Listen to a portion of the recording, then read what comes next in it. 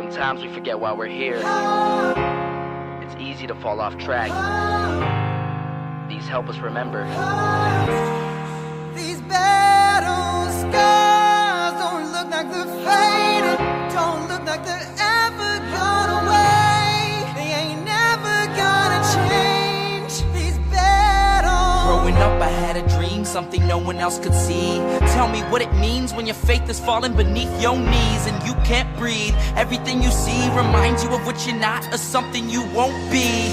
You gotta take what you're given, that's how we live it. Don't be mad at the system, it's simply how we've existed. I hear a lot of people talking like they politicians and choose to be an accountant because it's safe in the business. Not because they wanna do it, just because they heard it pays. And who the fuck wants to be poor knowing that's how we've been raised? Society is getting heavy, I can feel the weight. The pressure of success is like 100 million pounds of shame. And that's the reason I'm staying up late, trying to find a way to escape the stereotypes this day and age is making me feel like the only way I'll be happy is getting signed to a label and making money through rapping. I wanna share my emotion because this world is attacking the very principle of life that lets the people be happy. If you don't have a reason to breathe, why even live? These battle scars are impressions of everything that it is. Scars don't look like they're faded, don't look like they're ever gone away. They ain't never gonna change. These battle scars don't look like they're faded, don't look like they're ever gone away. They ain't never gonna change. These battles. Now, if I had a voice that reached 100 million people, I'd tell them there's a reason that we're all created equal. Cause some decide to be great and some decide a sequel to an average person's life is simply what they want to be. So you make your decision, all I know is what I'm given. Won't define the life I lead or the way I dwell in existence. I've seen a greater image on the walls of where I'm living, and the words twisted and scripted remind me of something written. Faith is a gift that is given down to the people. If one believes it, one receives it. It's given if it is needed. Don't ever think you're trapped in a life that you never wanted. Your options are infinite, that's some mathematical logic. I'm not saying I'm a prophet, I'm speaking for what it's worth. These lyrics define my prayers and these battle scars on my church. Not saying I'm a prophet, I'm speaking for what it's worth. These lyrics define my prayers, these battle scars on my church. Scars don't look like they're faded, don't look like they're ever gone away. They ain't never gonna change. These battle scars don't look like they're faded, don't look like they're ever gone away. They ain't never gonna change. These battles.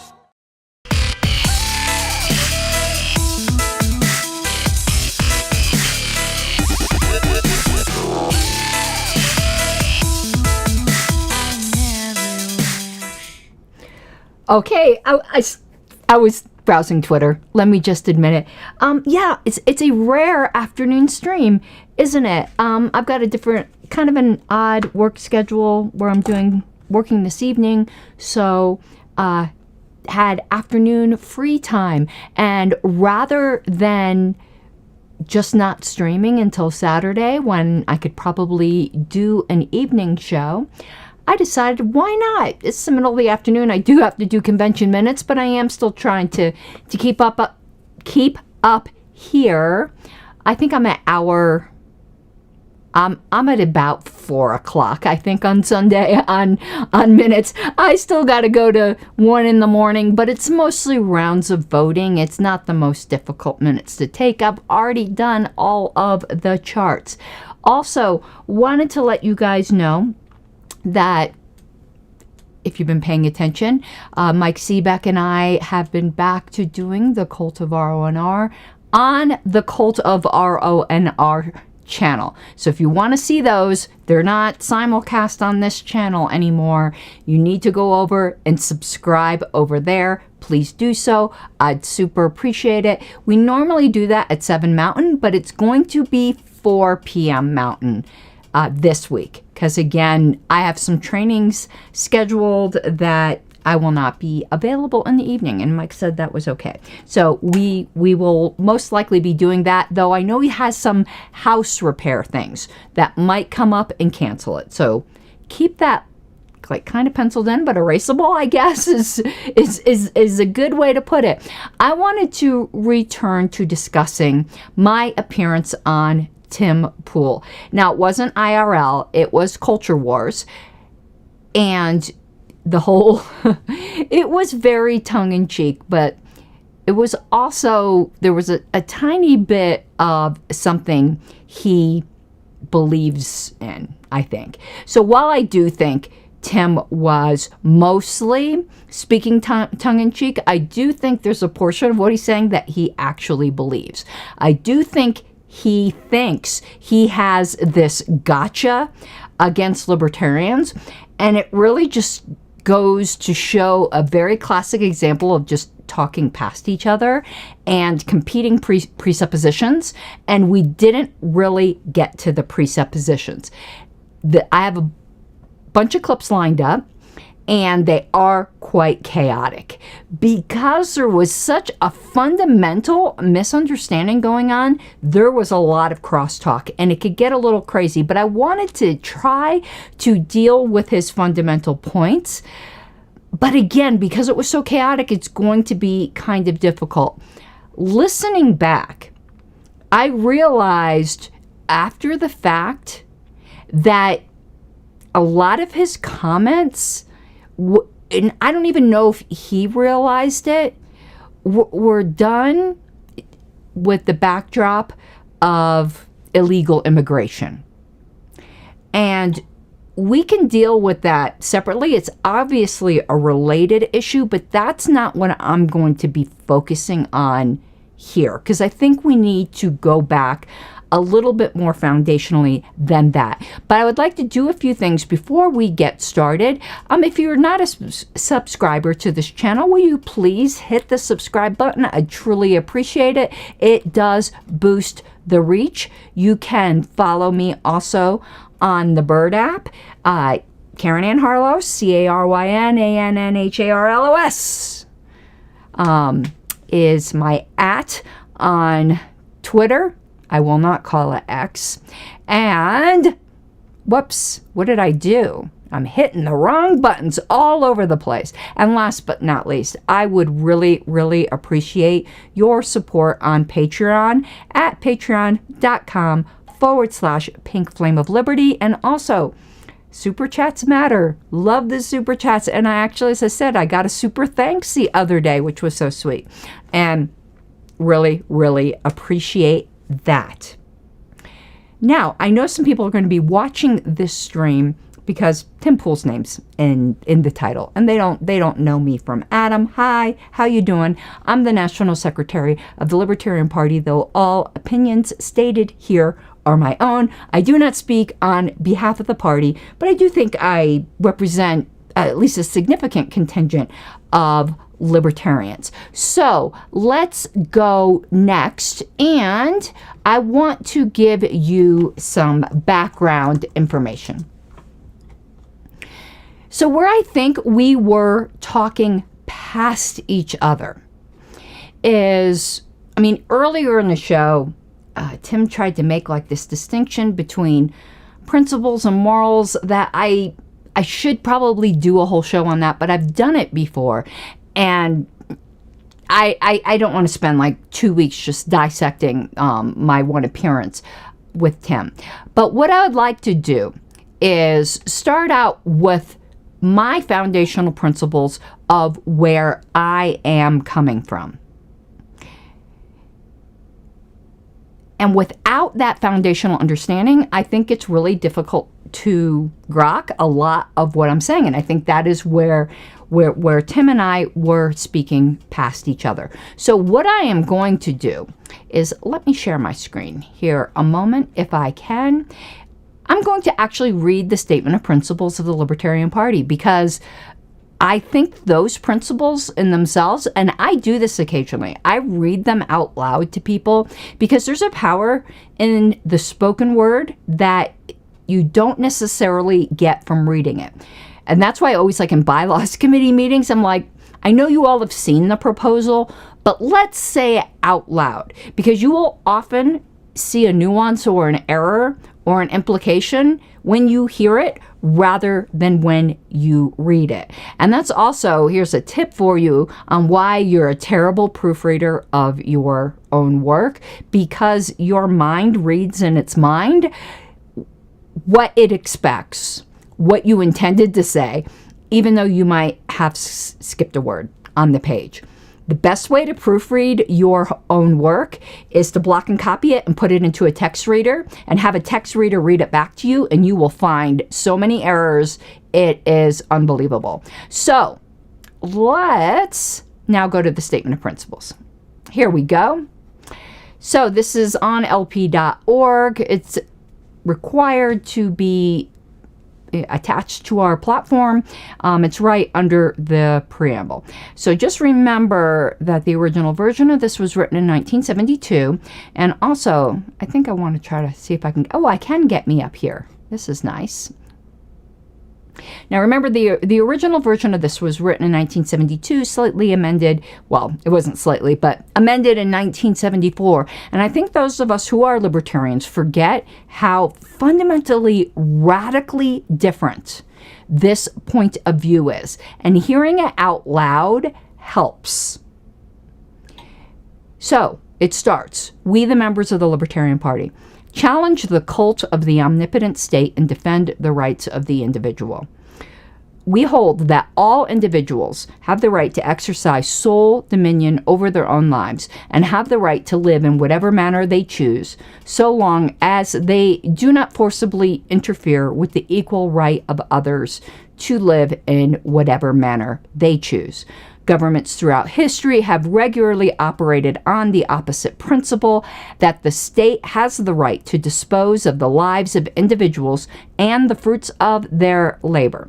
Even within the United States, all political parties other than our own grant to government the right to regulate the lives of individuals and seize the fruits of their labor without their consent.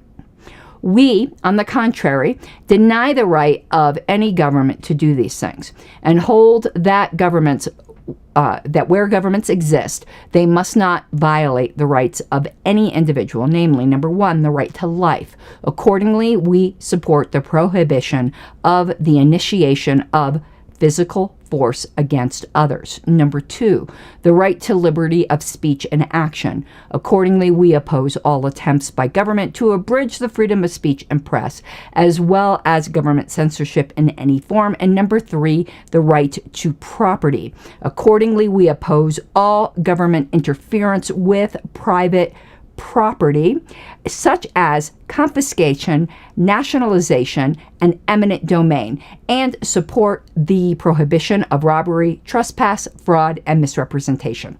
Since governments, when instituted, must not violate individual rights, we oppose all interference by government in the areas of voluntary and contractual relations among individuals. People should not be forced to sacrifice their lives and property for the benefit of others. They should be left alone. Actually says free. For some reason, I always thought that said alone. They should be left free by government to deal with one another as free traders.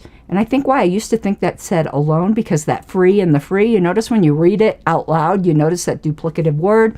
And the resultant economic system, the only one compatible with the protection of individual rights, is the free market. Libertarians sometimes forget how radical that is. Like, I even want to go down a second here and read the personal liberty plank, and then we'll move on. Individuals are inherently free to make choices for themselves and must accept responsibility for the consequences of the choices they make. Our support of an individual's right to make choices in life does not mean that we necessarily approve or disapprove of those choices. No individual, group, or government may rightly initiate force, which was defined in the Statement of Principles as physical force or fraud, against any other individual, group, or government.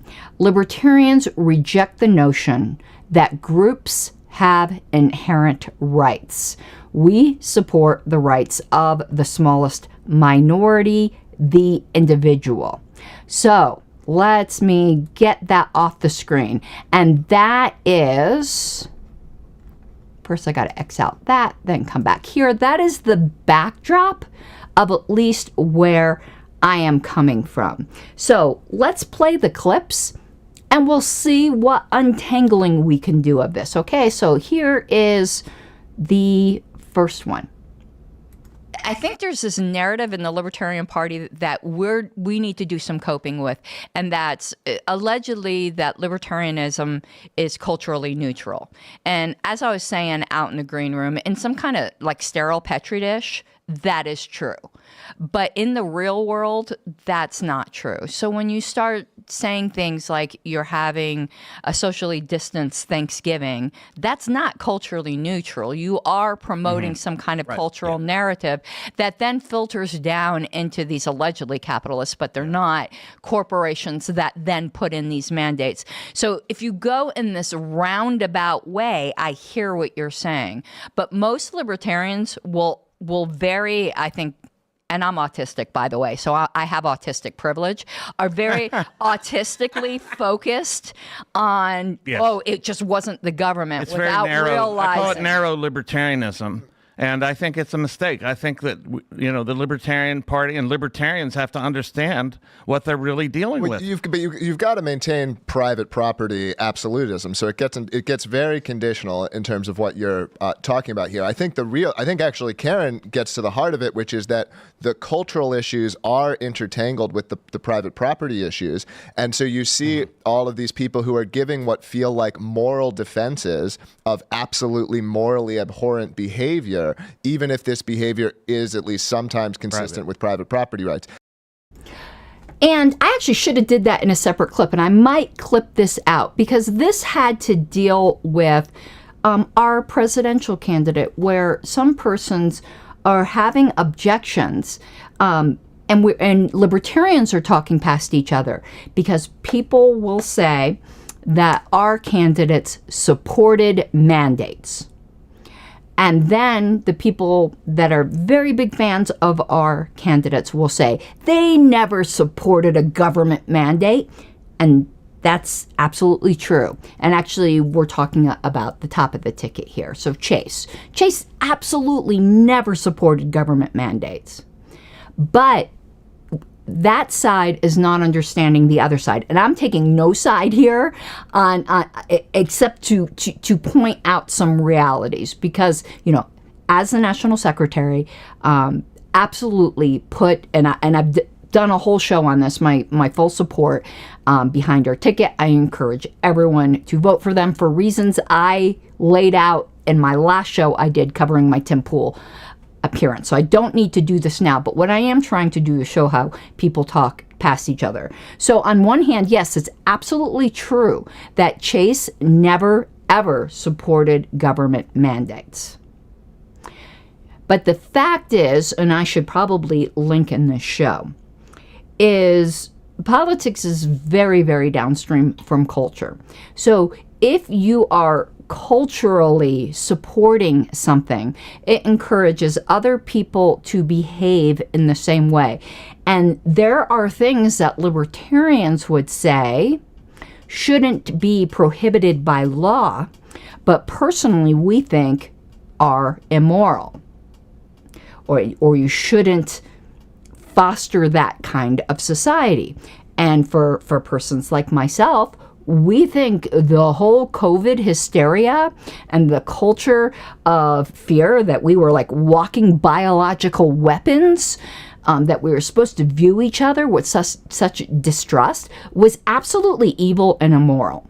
So even though there wasn't a government mandate, when you see past support, social support of having a masked Thanksgiving, a socially distanced Thanksgiving, and so on and so forth, it is promoting a culture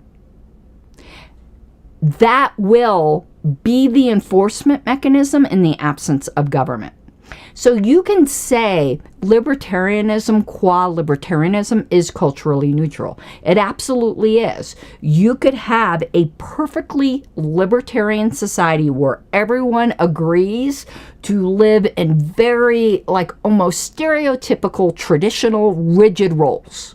And it's libertarian because everyone has agreed to that. I wouldn't want to live in that society. But similarly, I wouldn't want to live in the voluntary pandemic, craziness either. So just because government to say you didn't support government mandates kind of misses the point, because the only kind of mandates that would exist in a truly libertarian society are cultural ones.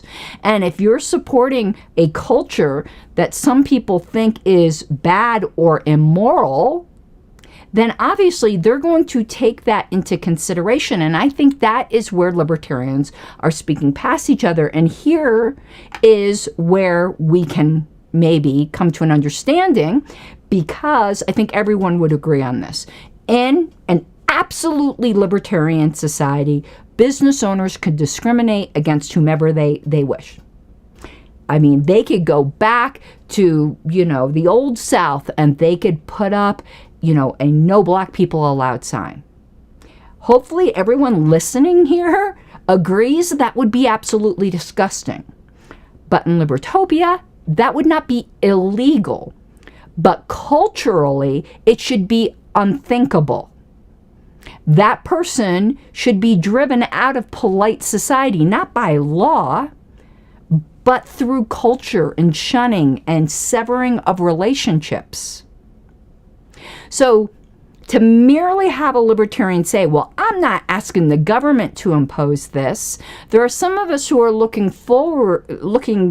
When I say forward, I don't mean like with anticipation. I mean looking into the future and going, yeah, but you are supporting a type of culture that would be the enforcement mechanism. It'd be voluntary, it'd be libertarian. But to pretend like libertarian dystopia is not possible is a favorite subject of mine. It is very, very possible. Go and listen to my show. Again, I never put stuff up in the I should put stuff in the show notes, but I never do. Look for 2 shows of mine. One of them is Classical Liberalism and Chekhov's Gun. And then there's another one called The Humanitarian Responsibility of Freedom. And it's a talk I've given at multiple state conventions. So that is where the 2 factions of libertarianism are talking past each other. Yes, we're culturally neutral in that we don't want the government to enforce a culture. But we are not culturally neutral in that we don't have cultural preferences that would be enforced in Libertopia. They just wouldn't be enforced. And I don't like the word enforce. I need a better one because it has the word force in it. Because to say they wouldn't be enforced by force kind of sounds like really bad. Like just illogical. They wouldn't be, what's a synonym for enforced? Let's look that up. What is a synonym? Because I need a better one. What is a synonym for enforced?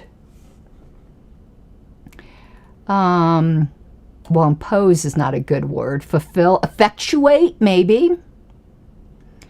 Bring to bear. There's not really good, because everything in our society is so grounded on force that I don't even, implement, that's a good one. Anyway, I think you all are getting the idea.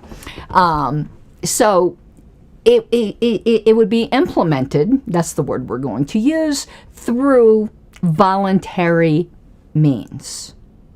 So again, might clip that out into its own little show. But let's go now to Tim Pool, where things start to get really, really crazy. Yeah, we've got the equivalent of move to Somalia and my roads. Instead of move to Somalia, it was just move to some island somewhere. And instead of my roads, it was Manhattan Bridge. these murals that are popping up all over the country, the pride murals that are being destroyed. Yeah. The first thing I'll always say is, like, I don't agree with destroying. Like, Huntington, West Virginia made a pride mural in their city. Yeah. So long as it's a local ordinance thing that's agreed upon and they voted for it, like, then it's fine. I mean, if they stole money for it, then there's got to be some kind of accountability. But of course they stole money for it. I don't know that I agree that a small town of 1,000 people, it's easy to just steal the money to do it, right? Do you think all 1,000 people agreed? That's not material to. I mean, you're talking about taxation in general now. Yeah, I am. I'm saying that in these places, even Charlestown, West Virginia, they vote for progressive city council members. Who's they? The people of the city vote for progressive. Everybody? That is immaterial to how the system functions. It's not immaterial. That all has to do with consent. This is communism. You're doing the communist thing again. No, I'm not. I'm doing the you must consent, that the Declaration of Independence. The idea that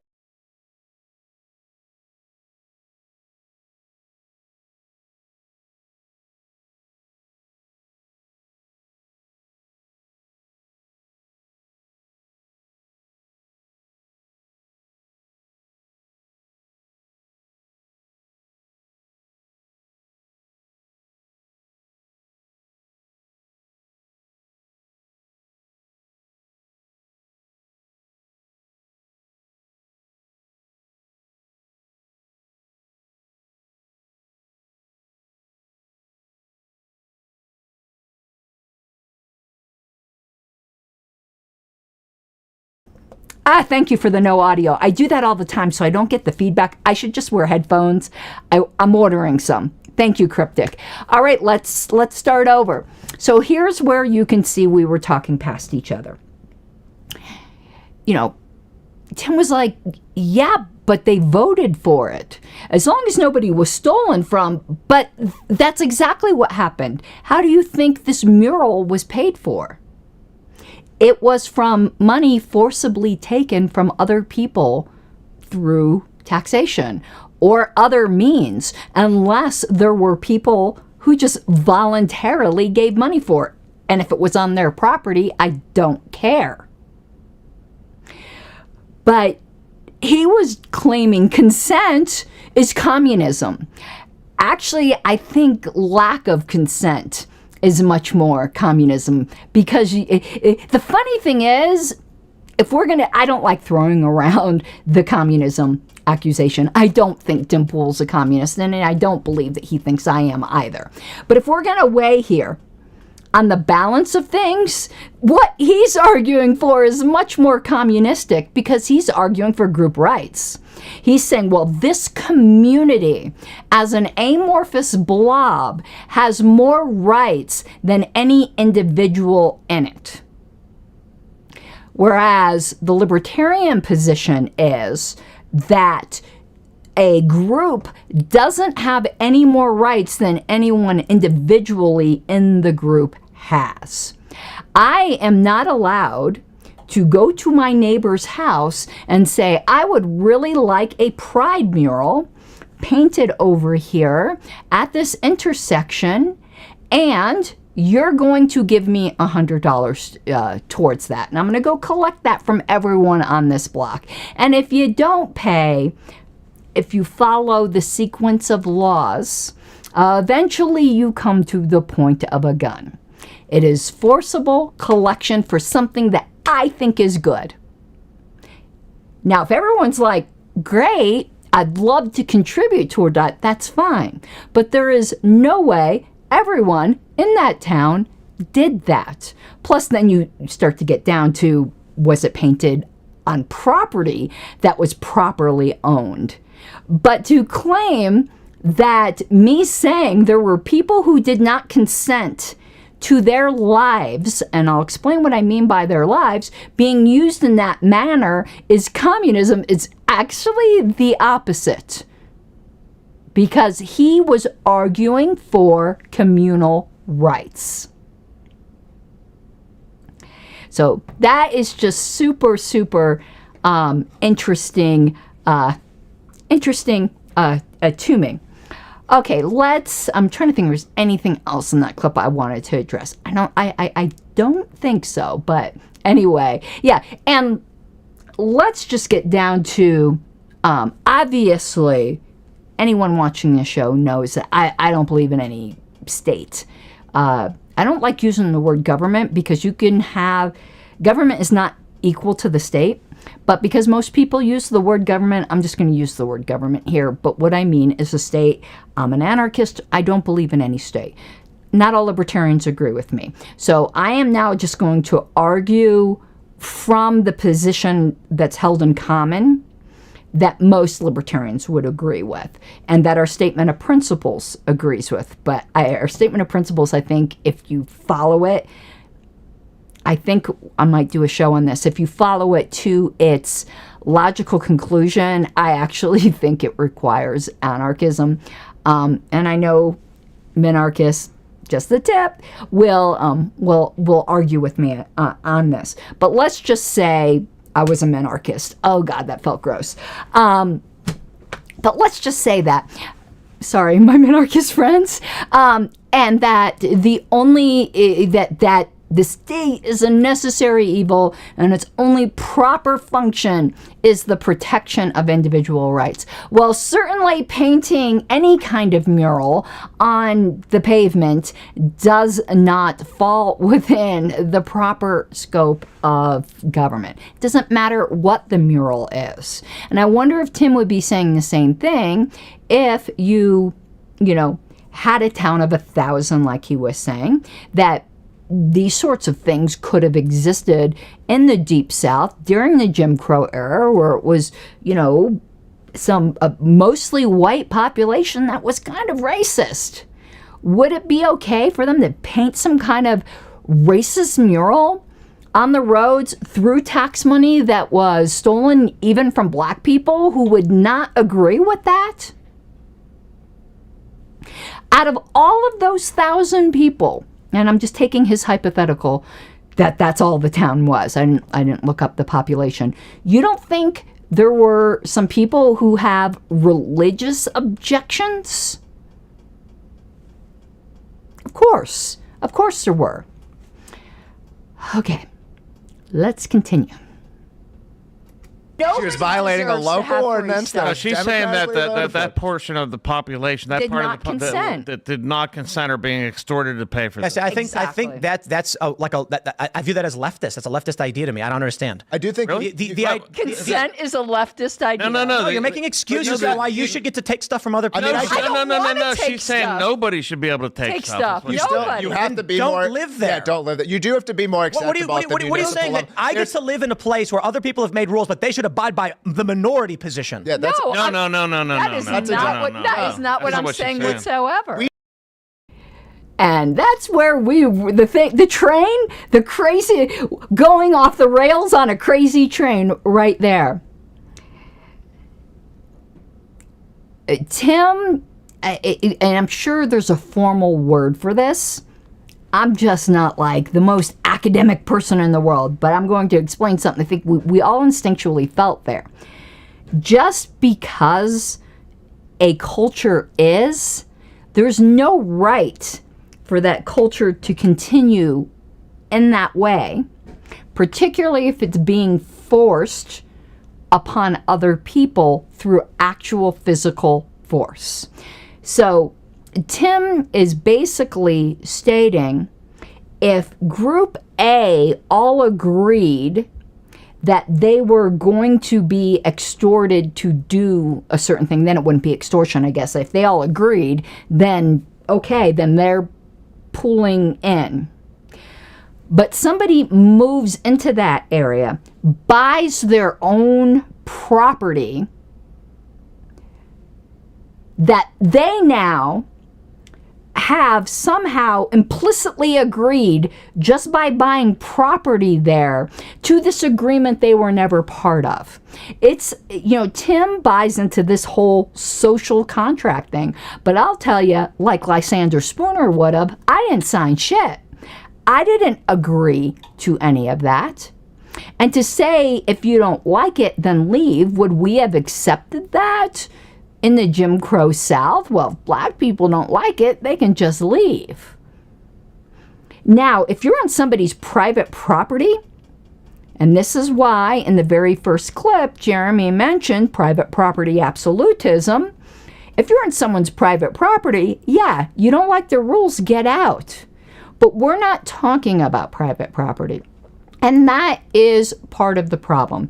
So we're not starting from a clean slate. So there is that one clip that I've also posted on YouTube that said I was a bit of a collapsitarian. Yeah, my tongue was in my cheek. I realized that that'd be devastating. That's not really, the route to go. It certainly would be the cleanest, though, just to wipe the chessboard clean.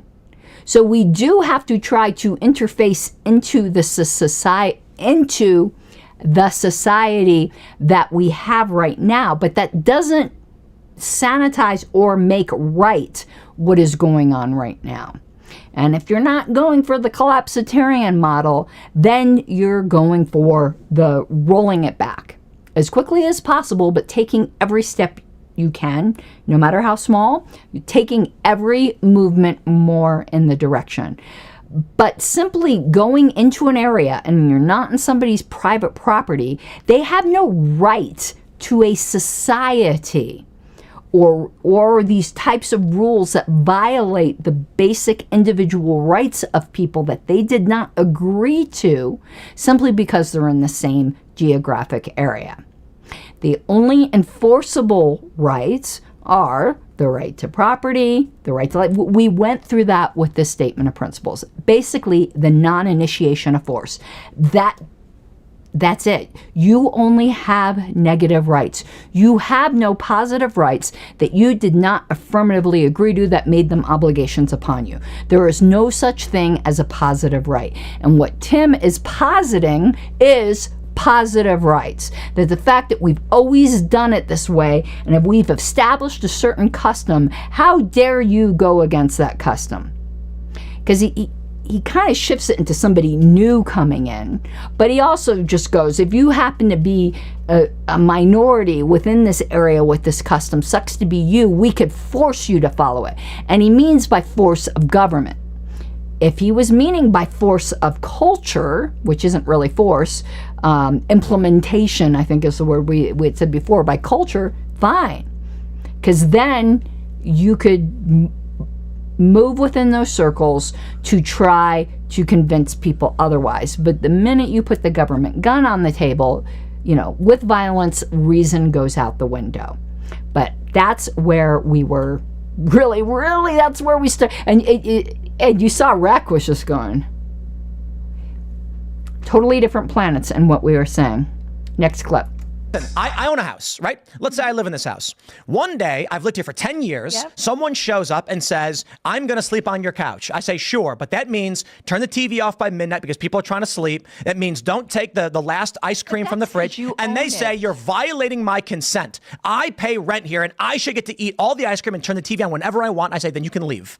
But you own that property. That is private property. That's an entirely if you were popped out and appeared in a culture that had rules, you can go somewhere else and find something that works better for you. And the idea that you, as the minority, can force everyone else to live the way you want is communism. No, nobody is claiming anyone is forcing anyone else. She's just saying that she objects to it having been done. Move. That's all. Yeah. And so anyway, I don't think you have to move. That's like telling a woman, if you don't want to be raped, then run.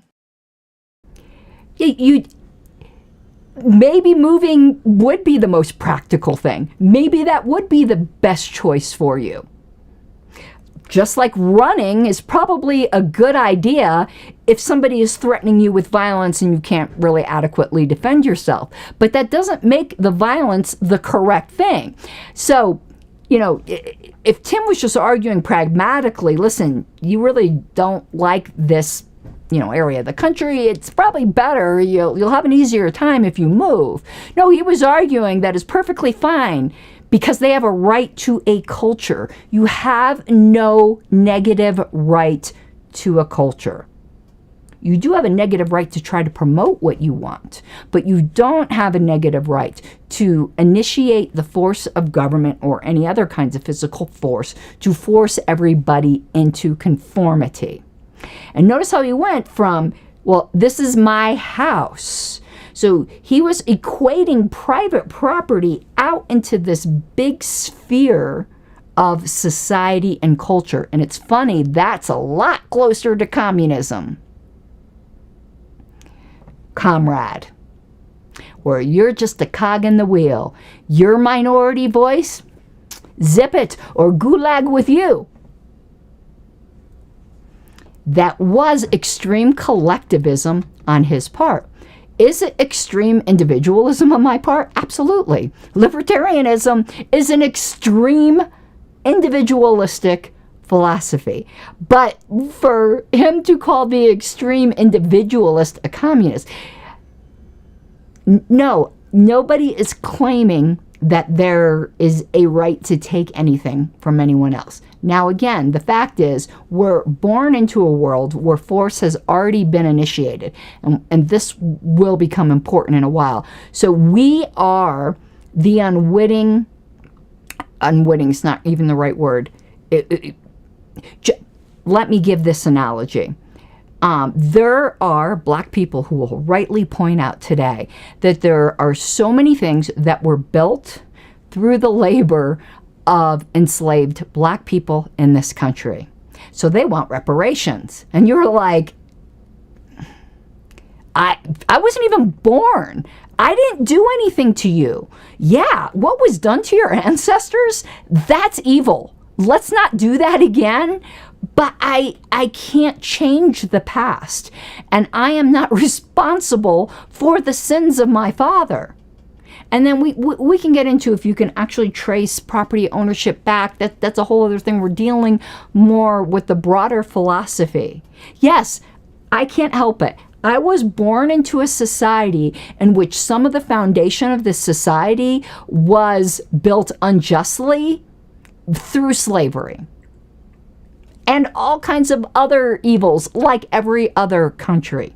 But that doesn't make me guilty of it. And it also doesn't make me owe those descendants anything.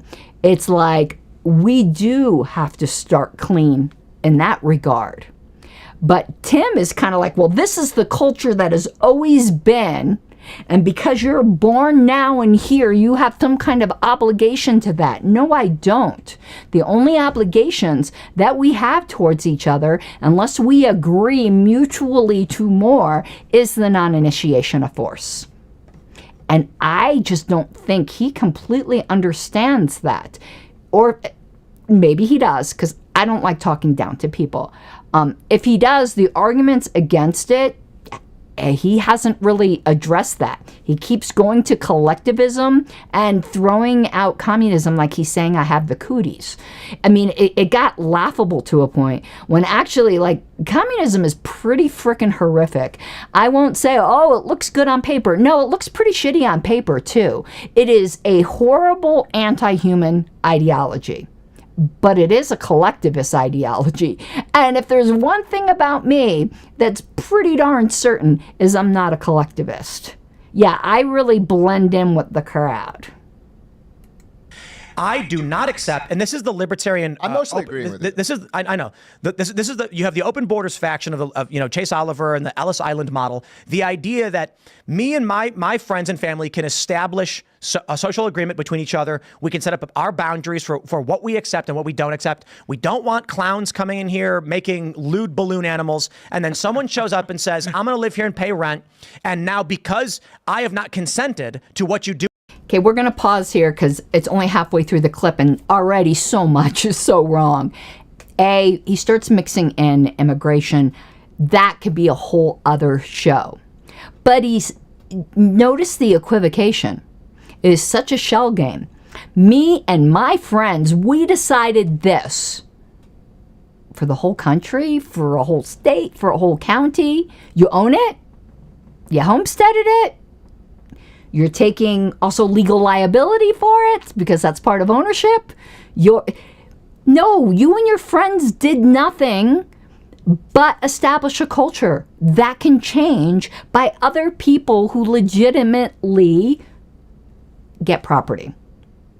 It all comes down to private property and self-ownership absolutism.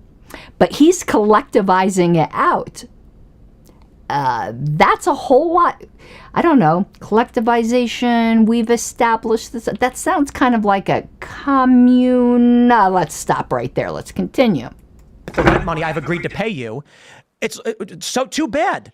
Go move somewhere else. It's not the same thing as rent, and you keep saying we as if it's everybody. Well, there's always going to be some kind of collective. There's going to be social norms, and then you enforce them through nonviolent social means. Well,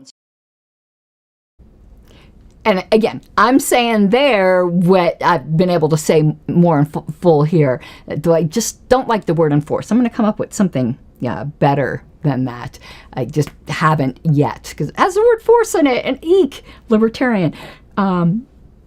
Excuse me, don't like that. I mean, let's take, and not that this is a society I would want to live in, but some people might, the Amish. The government doesn't enforce their way of life, but they certainly do through some pretty strict cultural norms. Now, to me, extremely overboard, but they've maintained that way of life through non-governmental means. Probably some of them are actually like illegal. How do they keep it, the Amish land from getting sold to non-Amish? Well, it's just something that's super, super frowned upon. And they've got family there that would end up bearing the brunt of the social force of the community. But what we've done is some people go, oh my God, that's so harsh, it's shunning this, that. Well, we have the same thing. We've just elevated it to the state. The state now enforces it. And if you were dealing with literal cultural pockets, then it does make a whole lot more sense to move, unless there is some kind of but you're not required to. And they still can't use force against you. But unless there's some kind of cultural zeitgeist to change it. But when you start putting the force of government in, it distorts what would be the natural evolution of culture. And I think Wayne just came home. I'm down in the studio, Wayne! Okay, let's play the next clip. If I own a house and everyone has to pay $100 a month rent to me. You own the house. Yes. And you invited them in. And and by matter of circumstance, they now live here. Let's say it's the child of one of the people who lives in my very large house. Mm-hmm. They come of age and they say, I understand that I live here and I have to pay rent, but I don't like that you're using my rent money to, install solar panels. I say, you are now 18. Mm-hmm. I agree. There's the door. And I don't have a problem with that, because that is your private property. We can. And you understand, it's just complete. He keeps doing an example that it's a Bott and Bailey. What's it? A Mott and Bailey technique. I just realized that's what he's pulling. A classical Mott and Bailey. God, I wish I realized that when we were there. Anyway, anytime, he starts doing the indefensible of the we own the culture type thing, he retreats to the more defensible of, well, but this is my house. But your house isn't the same as the entire country or the entire town. That sounds a whole lot more like, I don't know. Never mind. Next clip. I think it's objectively true that some random person in China has equal moral worth to my neighbor. Yes, I do. This was my immigration idea, was that it would Which be I think puts you on the left. I'm not trying to like. Oh, all right. So let me read a chat here. This is a good one. I'm center left. Let me Okay, yeah, on a lot of things, I'm actually like, it's so funny when people are like, oh my God, you're like, so, after they can get past the pink hair, you're so on the right. I'm actually not. I consider myself center left, though I'm starting to think that distinction is pretty meaningless. Now, Jeremy's a big boy. He doesn't get his feelings hurt by something. But in listening back to what he was saying here, It would not surprise me. And Jeremy, listen, please, again, don't get insulted. It seems to me you're on where you had said don't get insulted, where I'm saying that makes you more on the left. If thinking everybody has inherent human worth that's equal, it puts me on the left, yeah, then I'm on the left, and I hope everybody's on the left. If that, I don't think that's the distinguishing factor.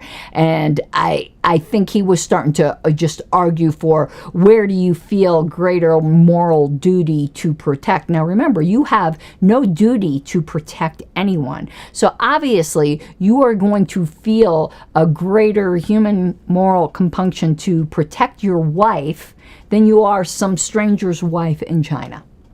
But to say they don't have equal moral worth is just insane. Obviously, they have equal moral worth. If they don't, then libertarianism is nonsense.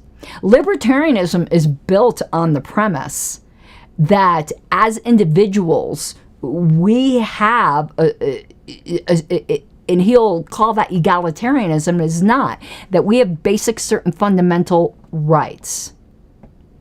So I don't know really where he was going there, but where I'm getting at, where I'm asking Jeremy not to be insulted, in listening back to what he had to say on the show, he sounds to me like he is very slowly progressing down the road to post-libertarianism. Maybe not.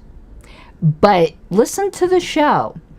It really starting to sound to me like that way.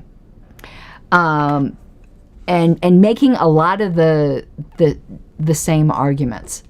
But anyway, that wasn't, it was just an observation that really struck me listening to this show. But if we're viewing, the political spectrum as a square rather than the triangle, where you got, the center line, and I said I was center left, then some of the things that were said by Jeremy in this show, we also then have the horizontal line, which is between, libertarianism and authoritarianism. I would say he's center libertarian, but up more towards the authoritarian side, to be honest with you. So if he wants to call me going a little left, I think he's going a little authoritarian, if we're even going to use those axes. Now, you got a bunch of people who voluntarily, again, want to live in a really, really conservative society, that they're not using physical force to enforce upon people, then great, knock yourself out. Living in New York it's really interesting. The Manhattan Bridge, the Williamsburg Bridge, the Brooklyn Bridge, the Queensboro Bridge, man, the Verrazano. There's so many bridges, and I paid nothing for any of them. In fact, as someone who first moved there, I'd still paid zero to New York State, city, or otherwise, the Port Authority, so these bridges and tunnels could exist, and I get to walk across them. These things were built by people who invested tons of energy. Okay, we're going to stop 1 second, because what he's doing is the ma roads argument. Instead, it's ma bridges. And, basically saying, these were built before I was born, but I am now enjoying them, so I should have to pay continue to pay something for them because people in the past paid a price for them. Then, Tim, I hope you're for reparations, because it's the same argument, because you are enjoying the benefits in some way. Maybe not West Virginia, because they actually split from Virginia over slavery, but this whole country in some ways has benefited from indentured servitude and slavery and all kinds of things we would think are pretty terrible today. So if you think because the Brooklyn Bridge exists, that means we all should be forced to pay for this existing infrastructure, that choices were made for it before we were even born, then you should be pro-reparations, because it's the exact same argument. Now, do I think the Brooklyn Bridge or the Manhattan Bridge is a great thing? Yes. And should it be maintained? Yes. And it should be privately owned or through, some kind of conglomerate. And the people who use it are the people who pay for it. And the funny thing is, without us continually being forced to maintain a certain kind of infrastructure that are engineering marvels from the past, who knows what kind of innovation and investment gets stifled? Because let's just take one of these bridges and you say it was privately owned and it's charging X to use it. Who knows what kind of entrepreneurial spirit that might spark in people to go, well, how can I do this more cheaply? We might have flying cars by now. The agreement exists as such. You get access to massive infrastructure that was built and paid for by other people's work and labor, and here's what we expect of you. If you disagree, you can leave. You don't have to live in New York City. New York City has a very high income tax, the highest income tax in the country, because they have a state income tax, city income tax on top of the federal income tax. California actually has the highest tax rate, but New York City has an income tax. Don't want to live there? You are free to go. No one is forcing you to be here to pay these bills. But if you want access to the things that we've built, we expect you to abide by the rules that we've set. Who is this we? The people that built them, most of the people, aren't even alive anymore. Who's this we? He keeps mentioning this we. This we is very collectivist. Let's just use that C word instead. Again, there's still ways to have infrastructure through private property and through the people who are actually using it, paying for it. And again, people might not like that, and that then sparks innovation to find other ways around it. Crap, we might have teleport machines by now. Though that raises the very interesting question. Do any of you waste time thinking about this? I do. In the teleport machine where you're disassembled on one side and then reassembled over there, is that really you that was there? Or did you just die and you got in a new entity got recreated with all your memories? And how would you know the difference? Sorry, that's just, I spend a lot of time thinking about that. I don't know why. I find it interesting, but I'm also very autistic, so that could explain it. If you don't like that, you can leave. It is fascinating how many liberal lefties I meet and libertarians who have this idea that I'm allowed to live upon your infrastructure, the shoulders of your giants that you labored for and paid for, and I don't have to pay those taxes. Tim, pay up your reparations. Pay up, buddy, because it's the exact same argument.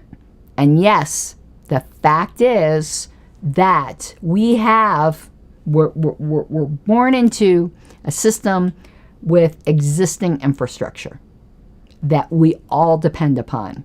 So let's work to make it more voluntary rather than going, well, here it is. We just got to keep on using rights violation means because people 150 years ago built something. Though I don't know when those bridges were built. I think they were built in the 20s. So, well, yeah, it is over 100 years. So 100 years built something. And a lot of times, when it's the government project and then something goes wrong with it, your litigation rights are greatly curtailed and you can get into qualified immunity and all that other kind of crap, which would not exist under a sheerly private system. And people go, well, what would that look like? I don't know, because of the existence of the state hasn't let us find out. He's also making a but who will pick the cotton argument. I don't know how we would have all these things. So that means we have to continue the current brutalization, because how would our economy survive? How would all the work get done? How would I get from this shore to this shore? Well, we don't know. I can't tell you what the future looks like. All I can do is tell you what's immoral, and that is the initiation of force against self-owners. That is So let's work to getting rid of that. And I can't tell you what the future is can look like. I mean, will look like. I could tell you some possibilities, and I bet you I'm wrong on all of them. Or might have a tinge of truth. Because if we have a remarkable propensity for imagination. If you read some science fiction writers, I mean, they get some things like really, really horribly wrong, but some of it is like so prescient that you're like, wow, that's kind of amazing that you thought of that before the advent of the internet. All right, let me go back up to here. There is going to be another clip that I am going to extract out, but it's just going to be a little short because there's just something that somebody said in his comments that was really, really dumb that I thought would make it a funny little short. All right, I'm almost due to go back to work. I'm probably going to work on convention minutes for a while, but I'll remind everyone, please hit subscribe. I would really, really appreciate it. And, follow me on Twitter, and my Patreon is patreon.com/Pink Flame of Liberty. There probably will be a show Saturday. There definitely will not be one tomorrow. And again, go to Cult of RONR if you're interested in the Robert's Rules of Order stuff. And we'll see if Mike and I are going to be able to do a show on Sunday. I have a feeling it's going to be a little touch and go. Some persons asked in comments if I'll be watching the debate tonight. No, because I'm going to be at work. But I'm sure I'll watch it afterwards. And something else that I'd like to really examine is that recent Supreme Court decision that came out, the very disappointing one on social media. Though it was more of a standing argument, but I do think it has opened the door to greater tyranny. So I do want to take a look at that if I have time.